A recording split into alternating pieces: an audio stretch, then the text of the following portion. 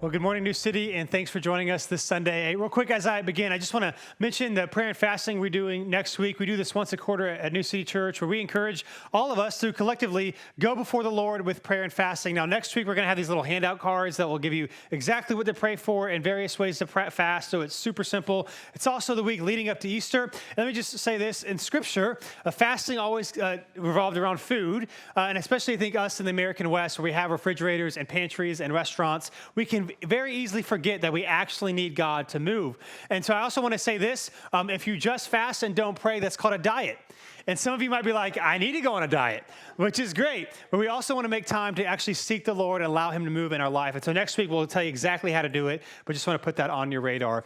A couple of years ago, I was talking to a pastor friend of mine who was at a conference, and there was this well-known, older, wiser pastor on stage, and he was telling me how they asked this pastor is in ministry, does studying for sermons and Bible studies, the various things that we do, does that count as like your quiet time, like your personal devotional time, or should it be separate? And in ministry, people ask this question, like, does it count, or should you have your own devotional thing? Like, what actually matters? And so my friend was like saying, like, here's what I would have said if he was telling this. He's like, I was telling this other guy, here's what he's going to say. And this older, wiser pastor simply, quoting from Psalm 2, simply said this, let everyone work out their own salvation with fear and trembling. And he was quoting from Psalm chapter 2, basically saying this, I'm not going to tell you what you should or should not do so that you can kind of check a box, that you need to decide what does it look like for you, if you're a pastor, to lovingly follow Jesus and making sure that it's a bedrock of what you're doing and not just learning information, but that might be different for different people. And I share that because today, as we continue through the book of Genesis, we're looking at this question this morning, and that is, how should God respond to sin? How should God respond to sin? What should he do with sin? Now, just to get us all on the same page, I want to give us a little bit of a definition so we're kind of on the same page here. Here's one way that you could define sin. Quite simply, it's putting it this way. Sin is acting or behaving in a way that does not conform with God's character or commands. Sin is acting or behaving in a way that does not conform to God's character or commands. So if God is the creator, we are the creation. He's outside of creation. He defines what is good and evil, what is right, what is wrong as the creator of all things. And so when we do not live up to his standard or do not behave or do things in a way that honor him or love people, that means we have sinned. We have not conformed rightly to our creator. And so the question for us is, what should God do about it? Now, last week we looked at how does God deal with sinners. We talked about his grace and his compassion and mercy, but today we're talking about what should he do actually with sin itself, right? Should he only care about the really big bad sins, the really big mean evil people, or should he care about all of it, right? Should God only care about the sins that other people commit against you, or should he also care about your sins as well? What should God actually do with it? That's what we're looking at this morning. And so if you have a Bible, you can go ahead and turn to Genesis chapter 6, or a smartphone. You can go there. If you don't have a Bible, you can use one of those black ones in front of you. And if you do not own a Bible, you can take one of those black ones home. That would be our gift to you. And so how does God respond to sin? We're going to continue the story in Genesis. Now, last week, if you were here, we've been talking about the creation story, Adam and Eve, some of their children. Last week, we looked at Cain and the line of Cain and also the line of Seth. We are looking for, as it talks about in Genesis chapter 3, verse 15, the snake-crushing seed. Who is going to be the one that's going to redeem us from our present state? And so we're searching. We saw last week it's not going to come from the line of Cain. There was a lot of evil and wickedness there. And while there's a lot of evil and wickedness in the world, we ended last week with the line of Seth, which leads to Noah. And is Noah going to be the one that's going to do for us what we cannot do for ourselves? Is he going to be the one that's going to redeem us? That's where we left off. And so we'll continue reading chapter 6, starting in verse 1. It says this. When mankind began to multiply on the earth and daughters were born to them, the sons of God saw that the daughters of mankind were beautiful, and they took any they chose as wives for themselves. So what you have happening here is these sons of God, they take. Now, this is the same phrase in Genesis chapter 2 and 3 where it talks about Adam and Eve seeing the fruit on the knowledge of the tree of good and bad as good. And so they wanted it, they desired it, so they took it. these sons of God are doing the same thing. They see that these daughters are beautiful, and so they are taking them probably by force to be their wives. Now, there's been a lot of questions over the years of who these sons of God actually are. And so what I want to do, just try to do this quickly, is share with you the three main views of who they could possibly be and show you why this matters as we continue to read Genesis. So the question is, who are these sons of God that are taking these women? One view is that these are the godly line of Seth. The godly men from the line of Seth took women from the ungodly line of Cain. So there's a lot of evil and wickedness going on, but it talks about how some of the line of Seth, they actually are worshiping God and trying to follow him. And so is it this thing of like, if we were to use maybe modern language, you have believers taking unbelievers as their wives and even forcing them to do so. That could be one view. Another view is that these are ancient kings or rulers. And the reason why this is a popular view is because in the ancient world, the kings or the rulers or even the people that are in charge of their tribes or however large they might be would often view themselves as sons of God or as chosen by God or as the intermediary between the gods and the people. They would often take multiple women. They would have multiple wives. They would have multiple concubines. Again, they would call themselves sons of God. And so you could have these rulers that were doing ungodly things, thinking themselves as God and taking multiple wives. Or the third view, which by the way is going to be the least popular in the American Western culture today, and that is that these sons of God are angelic beings, that they are actually angels. Now, let me just say this. It doesn't actually matter which view you take. Our opinions on stuff like this, why they aren't insignificant and why they don't matter, why they are not unimportant, I should say. They don't change things like your faithfulness or your salvation. And so regardless of what you think or don't think about these people, it doesn't really matter for our purposes today. But that said, here's what I want to do. For a second, I just want to press in on the third view. And the reason why is because for us in our culture today, we are automatically inclined to think it's supernatural is weird and untrue. If it's a supernatural answer, that probably can't be it. Now, again, I just would say, I think that's even our tendency as Christians. And again, it's because we just live in the culture that we live in, that it's easy for us to also discredit the supernatural. I would just remind us, however, that we follow a God who was born of a virgin, lived a sinless life, and resurrected from the dead. That seems pretty supernatural to me. And so this is not, supernatural things can happen. And so I also want to say this. It's also worth remembering that not only Jesus and what he did supernatural, but actually when you read the first 11 chapters of Genesis, from chapters 1 through 11, you actually see the physical world and the spiritual world overlapping in a very unique way, or maybe even a strange way from our context, even differently, not just from how we might experience the world today, but even how we experience the rest of the Bible. The first 11 chapters of Genesis seems to be different than the rest. So, for example, you have an Adam and Eve who are in a garden. They meet with God in this garden. Even the Garden of Eden, if you were here as we talked about, even the Garden of Eden itself was quite supernatural.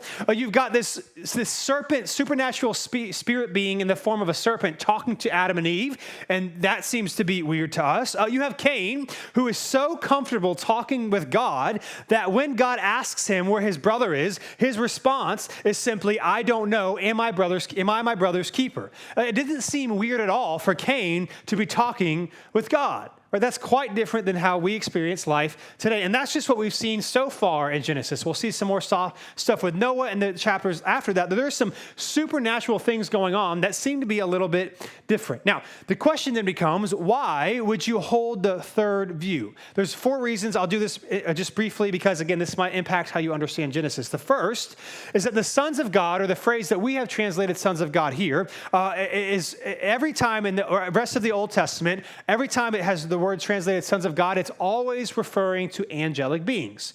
So there's 3 other references other than this one. And whenever they talk about sons of God, it's always referring to angelic beings. The second reason, this was actually the dominant view of early Jewish scholars and the early church until the 2nd or 3rd century. Now, when I say early dominant view, I don't mean like the original readers. This is like maybe sometime after, as reading became more developed and more people began to study and that sort of thing. There was thought that it was angelic beings. The third reason is that the New Testament might actually imply this view. In Jude verse 6 or in 2 Peter chapter 4, it talks about angels who left the heavenly realm, did something that was very evil in God's sight, and that God is holding them in bondage for now because of what they have done. Now, it doesn't say exactly what they did, but some people argue it's what's taking place here in Genesis chapter 6. And last but not least, perhaps this is the most helpful, but this actually explains why the violent conquest of Joshua and the Israelites into the promised land, there were a few cities that before they entered into these cities, God says, wipe everybody out, kill everything. Now, this didn't happen all the time, but there was a few times that God said it, and it wasn't because they were being attacked or something bad was happening to the Israelites. This is where people understandably get uncomfortable with the Old Testament. Why would God do that? However, it is worth knowing that the only select few cities where God commands Joshua to go in and wipe everyone out are the places that are described as having giants who are called either the Anakim or the Nephilim, which we'll see in a second are described as the offspring of these sexual relations between these angelic beings or whoever these sons of God are and these women, which would, if they are angelic beings, help explain why God says where the Anakim or the Nephilim are, you have to get rid of them all.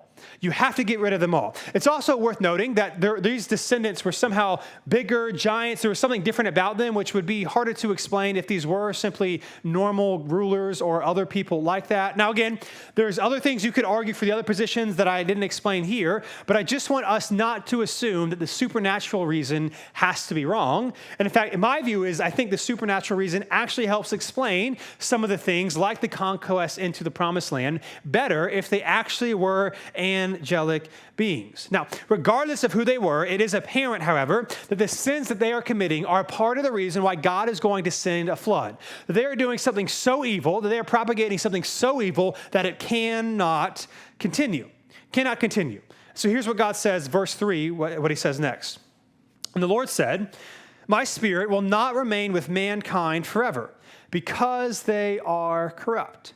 Their days will be 120 years. Now, this could be in reference to the reducing of lifespans. If you were here last week, we talked about how human beings live so long and how we're supposed to understand that. It could be because you are so evil and so corrupt, you are now not going to live as long, which again, would make sense because think about, this is a cliche example, but we all can relate to it. Like imagine if someone like Hitler lived till they were 900 years old.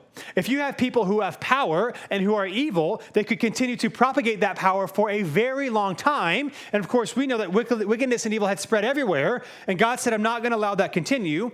Or this could be saying that there's going to be 120 years until I send the flood. Now, personally, I'm much persuaded by the lifespan being shortened for other reasons we won't get into this morning. But that's likely what's going on. They're not going to live as long because they are so corrupt.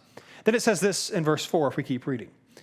The Nephilim were on the earth both in those days and afterward, when the sons of God came to the daughters of mankind who bore to them children. They were powerful men of old, the famous men. Right? So again, remember, when Genesis is being composed, the Israelites were still wandering, about to enter into the promised land, where these descendants, these Nephilim, these Anakim, were still around. And they are legendary. They are renowned, not in the sense of like they didn't exist, but in the sense of like everybody has heard stories about them. That there's something different about these people. Now, I would also argue that it's very likely that the original readers and listeners of this text knew who these sons of God were. They probably knew exactly like what category they are that we don't know. They knew which one was correct. But regardless, what I want to point out here, what we see happening as we're talking about how should God respond to sin, what we see right away is that sin requires a response. That God has to do something with it. When God sees that something is wrong, when something is not attuned to his character, he does something. With the sin of Adam and Eve, with the sin of Cain, he has to respond, right? And if God were not to respond, if he were not to care, that would be quite strange. If God is actually loving and he has standards, then he has to respond when those standards are not being met. He has to do something. He has to do something. Now, for us, at least on a surface level, we probably don't like the idea of judgment, as we're going to talk about, but he has to do something. And it kind of makes me think of whenever you see major things happening in the world today, like a couple years ago, the last royal wedding, which I know nothing about this stuff, but there was a very iconic picture where, as they're proceeding down whatever the streets are to wherever they get married, who knows, somewhere, they had this iconic photo where there's like thousands of people and all of them have their phones out. All of them, except this sweet little old lady with glasses, and she's hanging over the railing with all these people around her. She's got no phone, and she's just smiling. And everyone's like, be in the moment. Be like her, right? They're like, how these people respond are not right. Or a couple months ago, even if you don't care about the NBA, LeBron James broke the all-time scoring record. And there was this iconic photo going around, like the shot that he shot to break the scoring record. There's a shot where there's everyone in the shot in the stadium. They all have their phones out.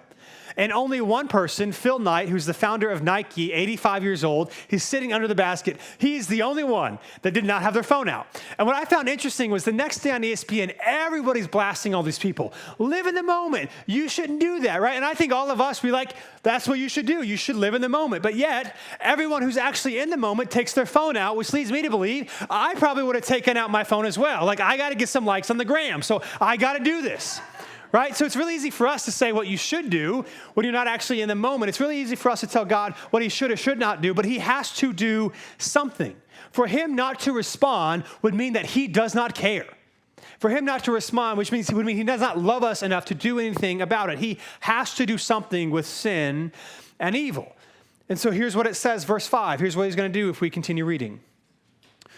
When the Lord saw that the human wickedness was widespread on the earth, and that every inclination of the human mind was nothing but evil all the time. Now, I want to stop there in the middle of the sentence. What a verse. Evil all the time. Everything on their mind was terrible. And here's the thing. We all want justice, but I do think it's interesting. But then in times when the Old Testament where God brings justice, we think it's because God is angry and mean and vindictive. Like we want justice, God brings justice, but then we don't like it. But he has to do something. And in fact, I would submit to you, I mentioned this last week, for us, we're kind of uncomfortable with this idea of judgment. However, I think that if we had like some sort of like recording of how people were living before the flood when this wickedness was everywhere, I think our uncomfortableness would not be the flood. I think what would make us uncomfortable was the fact that God waited so long to do anything. In fact, I remember some of you might have seen the Noah movie that came out like 10-ish years ago. And I remember thinking going into it, they're going to depict like the people like they're bad, but they're probably not doing like that many bad things. And they're going to depict God as like, why would he do that? And I was very surprised watching the movie. Like it wasn't a ton of time, but when they were talking about how evil it was like bad. Like the screen was dark and barbaric. People were like killing each other. Like it was actually bad. I think they actually got it right. And so God here responds to the complete rebellion of the physical and perhaps even spiritual world, that he has to bring justice. Again, if you were here last week, we talked about the name Methuselah, that God likely waited 969 years, that he gave people plenty of time to repent and turn back to him, but they didn't, and so he has to do something. Now, it's also worth noting, we've talked about this in Genesis, how Genesis is in some ways similar, in some ways very unique from other ancient Near Eastern creation accounts. All of them mention people living a really long time, and then they all mention a flood. And what's also interesting about the Genesis account is why God actually sends the flood is different from all these other creation mythologies. In all these other creation accounts, God sends the flood either because of overpopulation of people or because they're tired of the unrest, protests, distress, and complaints of humans. That the gods originally created humans because they were tired of working. They wanted the humans to work the ground and offer them sacrifices. But now they're so tired of hearing them complain that they just want to wipe them out. But that is not at all why God sends the flood. It's not God's annoyance. It's not God's like dislike of humans, but it's because he has to do something with evil, that he cannot allow this to continue. And so one of the things we also see is that God is patient with our sin. Again, we talked about this last week, 969 years, even in evil and wickedness. He doesn't strike people down right away because he loves us. He sees us as valuable. Even in our brokenness, he allows time for us to come and perhaps turn to him. Now, typically, we might think God is too patient when it doesn't concern us.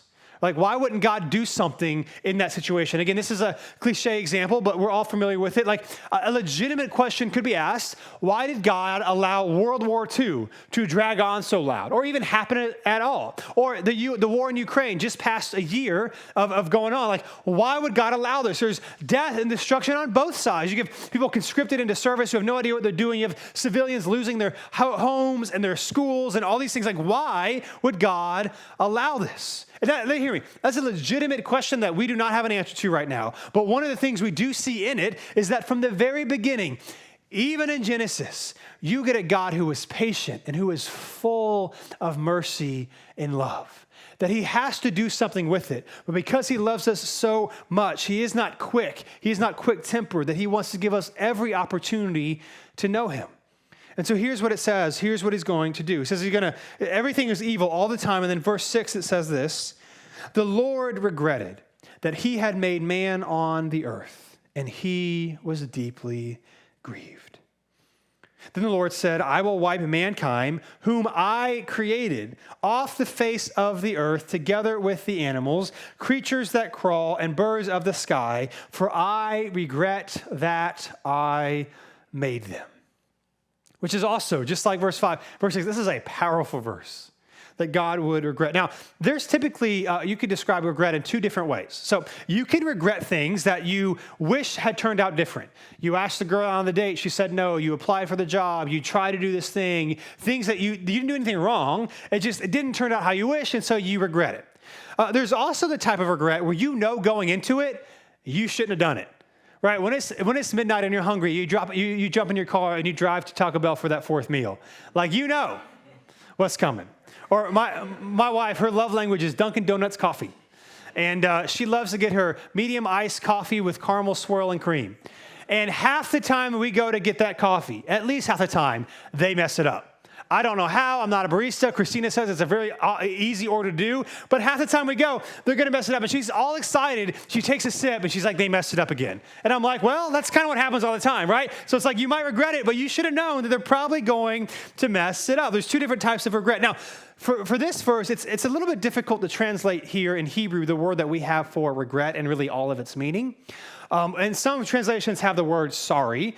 There's really a lot that could be explained here, but just really high level. What seems to be happening, or what the text seems to be conveying, is that God, as he is weighing the situation of what has unfolded with humanity, that he is grieved. He is deeply grieved because things are not as they should be, and there is no repentance for it. And so he's grieved because he has to correct it. He's grieved because he has to do something about it. He's grieved over the corruption, and he cannot allow it to go on forever. This doesn't seem to be I knew it was going to happen with humanity, and I wish I hadn't created them because I made a bad decision. It's not like he made a bad decision. He's grieved, or his regret is really deep grief and anguish over what he has to do because of what has transpired. He has to do something. And so it says this in verse 8, if we continue reading. It says, Noah, however, found favor with the Lord. These are the family records of Noah. Noah was a righteous man, blameless among his contemporaries. Noah walked with God. And Noah fathered 3 sons, Shem, Ham, and Japheth. And so in all of the wickedness and all of the evil, we got one guy. Now, we don't even know about his family. Perhaps they also were holy and righteous like him, or perhaps they're just going to be saved because of their proximity to this man. But he is alone. Now, it's not necessarily saying that Noah here is sinless, but rather compared to everyone else who was around and alive at this time, he was distinguished. He was different. He actually cared about the Lord. And so maybe, again, the hope for us, maybe Noah is going to be this snake-crushing seed who is going to redeem us. Maybe he's the one that's going to set all things right. And it even says that he walked with God, which, of course, is an allusion to the Garden of Eden. And we'll see in a few chapters that his sons will also become important as the story progresses. But what I think one of the things we are meant to see as God is showing us who Noah is and why he is choosing to redeem him is because sin is a choice.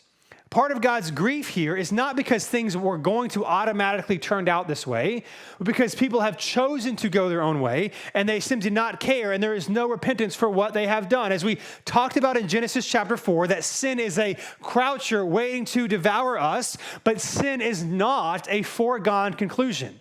Sin is not something that has to happen. It is not true to think, well, there isn't much I can do about it, so it is what it is. I can't change it. It just is who I am, so it's going to be what it's going to be. I might as well live with it. That is not the biblical portrait of sin. That things can change, that things can be different. It kind of makes me think of, there's a lot of things in my life, perhaps there's things in your life that you just think that you can never do. And perhaps it doesn't have to be like a sin thing, but like I don't have the skills, I can't figure it out. There's been a lot of things in my life that I was like, I'm just not going to figure it out. But a couple of years ago, however, things started to change. I started to try new things. And so I started woodworking. And to this day, like I'm doing it now. It's very much a hobby. I'm selling things on Facebook Marketplace all the time. Everyone in Raleigh knows my address now. So if you want to rob me, you won't be probably the first one to do it. It's really safe, I'm sure. But here's the thing. When I started woodworking, I didn't know anything. And every time it said like a certain measurement, I would like 5 times I'm looking at it before I cut it. I'm like, oh, I need to move it like 0.5 millimeter. Like I was so nervous, right? And now sometimes I look at a picture, I'll watch the YouTube video once without stopping it. And I'm like, I can do it. Like I figured it out. Like I'm feeling some sort of way about it. Or like last year, I bought this Blackstone. It's a flat top griddle, and I started cooking. And I was the add 30 seconds king on the microwave until this time. That's all I did. But when I started, it was like you have to like measure ingredients. Like if you're gonna marinate something or whatever, and I'm like so nervous about it. So it's like a tablespoon or a teaspoon, and I'm like holding the measuring cup, and I'm like eyeing it, like make sure it's like perfectly level before I dump it in. If I messed it up, I got to start all over, right? And now I've started to get a little dangerous. Sometimes now I don't measure. It's like a pinch of salt. I take my salt and I'm like, okay, I got you, right? I'm just going for it. I don't know if it's good or bad, but I figured it out. I've taken some steps. I'm not the man who I used to be, right? It's been awesome. At least that's what I say. I don't know if you come over, you might think differently. Now, here's why I say this, that you can change. Now, it doesn't mean that the issue or the struggle or the weakness that you have, you will never be an issue for you again, or will never be a struggle for you again. But Jesus offers life, and Jesus offers freedom, that he is offering us a way out. It is a choice, and because sin is a choice, God has to do something with it if he's actually going to care, if he's actually going to be loving, if he's actually just. He has to do something with our decisions to do things that are not in line with his character. And so here's what God's going to do. It says this in verse 11, if we keep reading.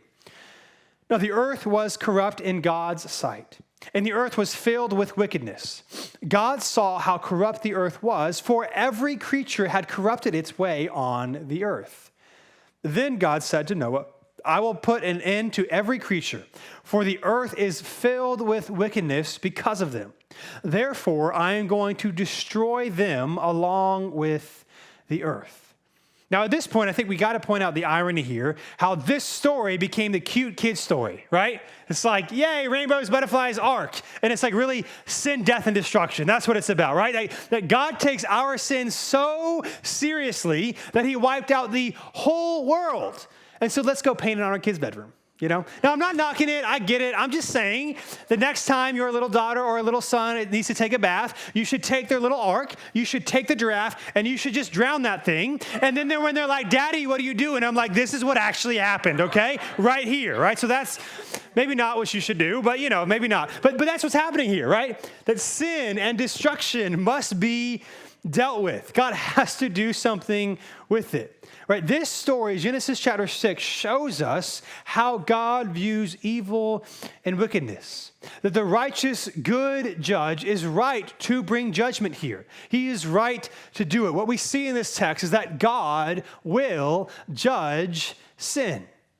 He will, and he has to. He is justified to do so. But here's the irony of this, because I know this makes us a little bit uncomfortable, but the irony of our current cultural moment is that we want to remove God, act as he does not exist, or we act like God always agrees with us. That everything we think and we like and we do, God is okay with. Like the 2023 American Western mind is what God had in mind all along. That's what we can think, right? And so what can happen is that either God's removed or God just happens to agree with us at everything, and he never challenges us.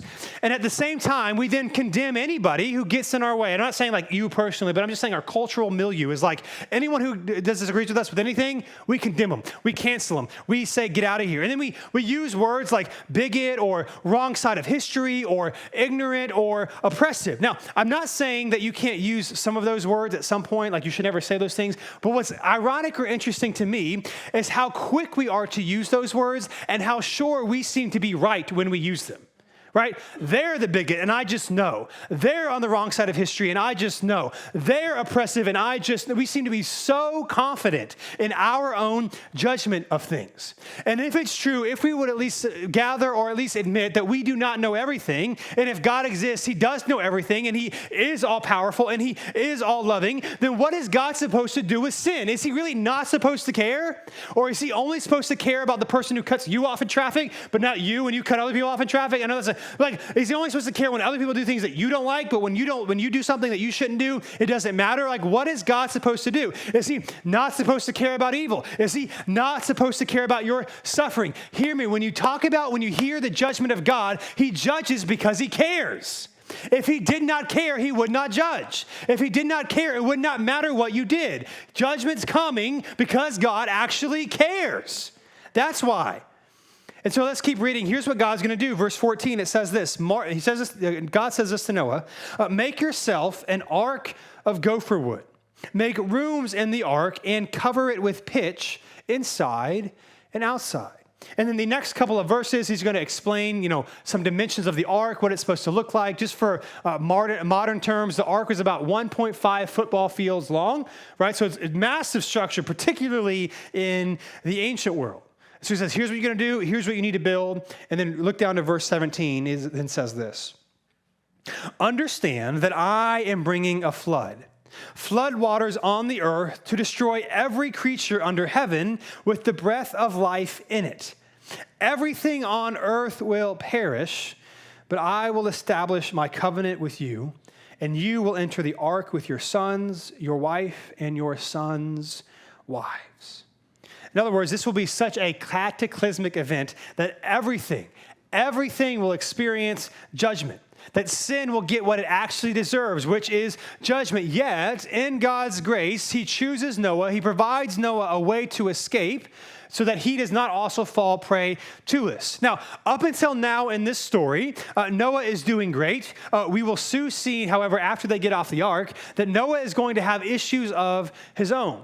Noah, as we see, is not going to be the promised one, but his story does point us to the one who is, who can actually save us from the flood of judgment that we also deserve. And so there's this thing in biblical theology where you can look at some of the people in the Old Testament, and they are what are called types of Christ, that they fail to the serpent crushing, they fail to the serpent, they also sin, but there's things about them that points us to Jesus. They are a shadow of the one to come who's never going to fail and is going to do everything perfectly on our behalf. And so some of the ways that Noah is like a type of Christ is that you see in this story that Noah goes into a wooden ark to save his family, but Jesus goes onto a wooden cross to save sinners and make a family. Or in this story, God saw the sin of the world and rightly sends judgment, but he saves Noah. Yet when Jesus comes, God saw the sin of the world and judged Jesus in order to save the world. Or the ark of the storm went into God's wrath in order to save Noah and his family, but Jesus went into the storm of God's wrath in order to save us from judgment. This is why Jesus came. You want to know why Jesus came? Here's the question this morning. How should God respond to sin? Well, this is the reality, that sin requires judgment. It requires it for God to be consistent with who he is. And so God has been patient. I think from our limited perspective, we might think he's been too patient, but eventually judgment must come. But the good news is that God in his grace provides an ark of salvation, and that ark of that salvation for you and for me is Jesus. The good news of the gospel is that God came in the form of a man, lived a sinless life, died the death that we deserve, that Jesus took the punishment on our behalf so that we can escape judgment, so that we can receive the grace of mercy of God, and God can still be consistent with his character because Jesus takes the wrath, the sin, the judgment that we deserve on his shoulders. soldier. And so hear me, when you hear this judgment, when you hear me talking about judgment, what you should not walk away with is that this is some fire and brimstone sermon that you better repent or else. That's not what's happening here. This is you get to receive mercy or else you and I will receive our just reward. That Jesus has come to save us from ourselves so that we can accept and have something that we did not earn, that we did not deserve, that Jesus gave towards us. The gospel of Jesus is that he took our sin, our punishment, our sin, our ugliness, our brokenness. He said, give it to me so that you can have life. This is why the last thing I'll read in Matthew chapter 13, Jesus is giving a series of short parables about the kingdom of heaven or the kingdom of God. And he says this in verse 44. He says, the kingdom of heaven is like treasure buried in a field that a man found and reburied. Then in his joy, he goes and sells everything he has and buys that field. That you find something so valuable, so precious, that nothing is worth it, nothing is greater than the salvation of Jesus and what he is offering you. Listen, if sin requires judgment, then something must be done. And this is why Jesus came.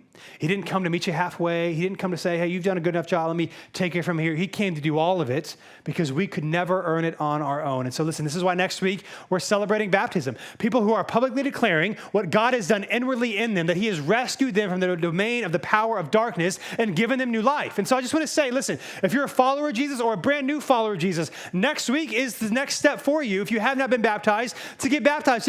Baptism does not save you, but it shows other people that Jesus is Lord. And so if you're interested in baptism, you can text NCC Baptism to 97,000 or check off your Connect card. I'd love to have those conversations with you. And for the rest of us, again, if you're coming to second service next week, just remember, be here by 10:40 so that you can see the baptisms in the parking lot so we can celebrate the goodness of God. Listen, our God came to redeem us, to save us from the judgment that we deserve. God judges because he cares, and he sent Jesus because he loves you. Hey, thanks so much for checking out this video. We upload new videos every week to help encourage you in your faith in Jesus. So be sure to subscribe to this channel so that you'd never miss a thing.